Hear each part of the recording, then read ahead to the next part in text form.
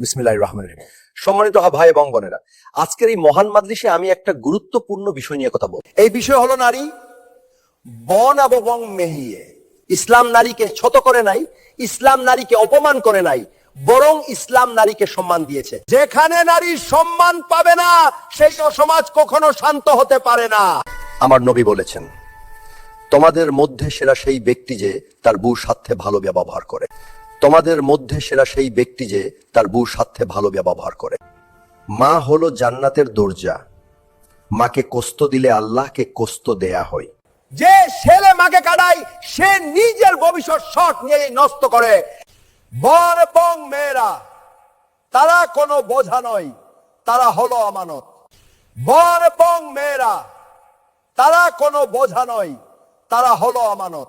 মেয়েদের দিন শিক্ষা দিন, কারোর চেপে পিছিয়ে রাখবেন না। পর্দা হলো নারীর সম্মান, পর্দা বন্ধন নয়, পর্দা হলো নিরাপত্তা। যে সমাজ নারীকে পর্দার সহিত সম্মান দেয়, আল্লাহ শেষে 7 বারকাত দান করেন। আল্লাহ সেই সমাজকে বারকাত দান করেন।